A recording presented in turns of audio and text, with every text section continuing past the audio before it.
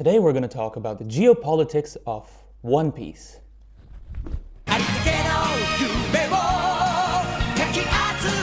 So when we first start the show, we see this world with pirates versus the Navy, and normally we think of pirates as the bad guys and the Navy as the good guys, but in the One Piece world they flip this on its head.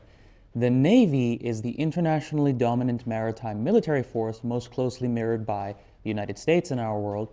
And while most of the people working in the world Navy, the world government, think of themselves as the good guys keeping law and order against the pirates. Now let's talk about the pirates for a second. The pirates are the free peoples of the world. What this means is that some of them are good, some of them are bad, but all of them are better than the Navy. Let's come back to the Navy. They think they're the good guys, but when you really go down to it, they will sometimes erase entire countries just for knowing too much.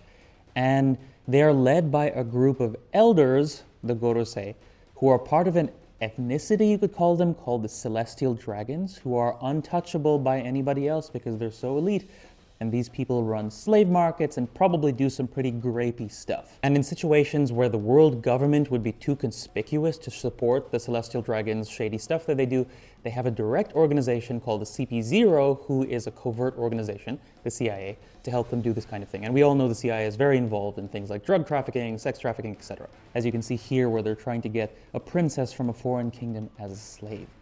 And at the top of this system is these Gorosei, a bunch of elders who are up to all kinds of shady stuff, and they are led by the literal devil, Imu.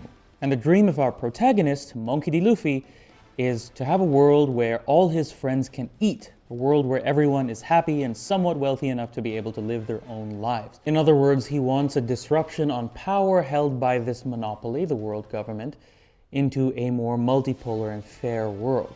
And to do this, he will need to go up against some of the evil pirates, some of the other evil free peoples of the world, but most importantly, he needs to go against the world government and Imu.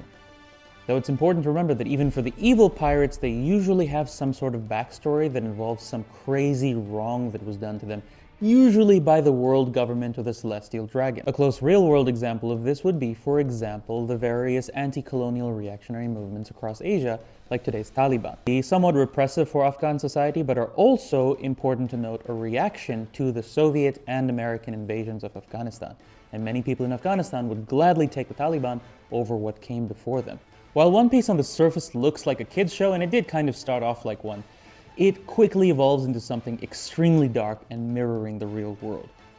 That's what One Piece is, you guys. One Piece is just the real world.